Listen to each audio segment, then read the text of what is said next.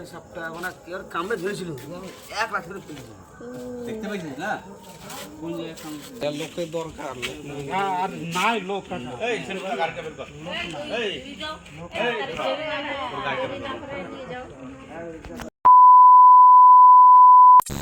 Hello everyone, তোমরা সব কেমন আছো? আশা করি ভালো আছো। তো আমিও অনেক ভালো আছি। নতুন ব্লগে ওয়েলকাম আর অনেক অনেক ভালোবাসা। আজকে হচ্ছে মহা অষ্টমী, সবাইকে জানাই মহা অষ্টমীর শুভেচ্ছা।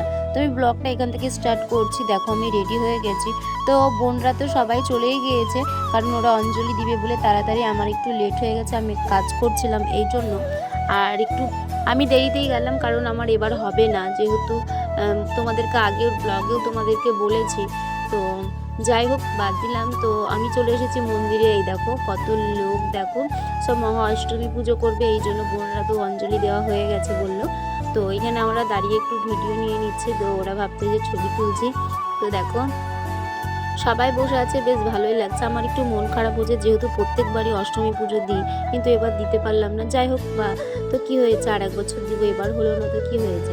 তাও কিন্তু আমি উপোস ছিলাম গায়ে পেলে।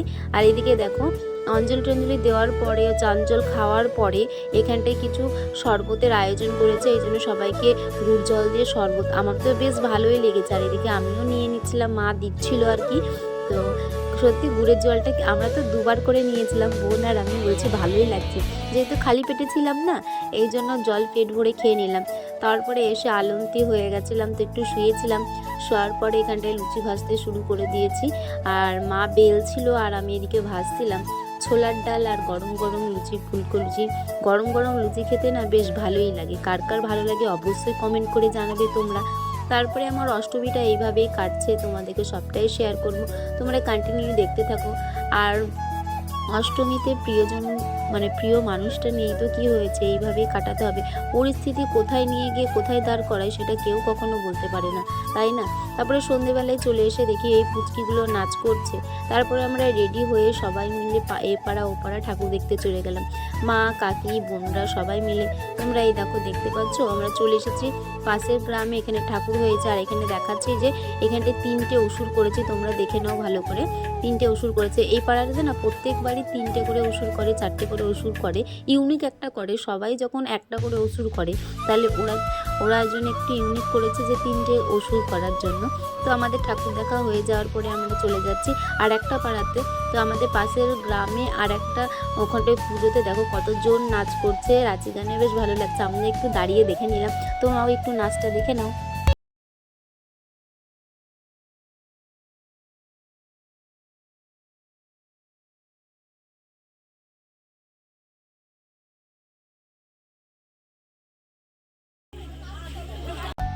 তারপরে আমরা চলে আসলাম আমাদের মন্দিরে। তো এখানটা ভিডিও করছে আর পিছনে দেখো ঠাকুমা আছে। তো ঠাকুমাটা লজ্জাতে আমার মাথার পিছনে লুকাচ্ছে মুখটাকে, তো আমি ওটাই হাসছি। আর মন্দিরে দেখো ওই পাশে সব ছেলেগুলো নাচ করছে।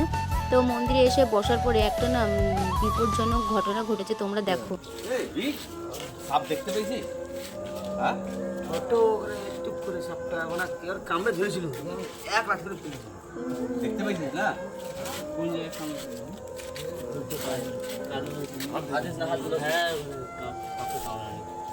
মন্দিরে বেশ বসেই ছিলাম। তারপরে আমাদের পাড়ার একটা ছেলেকে, ও নাকি মাঠ দিয়ে বাড়ি যাচ্ছিল, তো ওকে সাপে কামড়েছে, ও কিন্তু সেটা দেখেছে।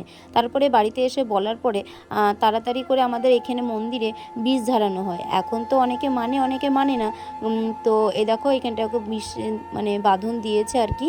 তো তাড়াতাড়ি করে ওকে হাসপাতাল নিয়ে যাওয়া হলো। আর এই মন্দিরে না আগের যুগ থেকেই কিন্তু যাকে সাপে কামড়ায় এখানে কিন্তু বিষ নামানো হয়, কিন্তু পুজোর টাইমে লোক নেই বলে ওকে হাসপাতাল নিয়ে যাওয়া হলো।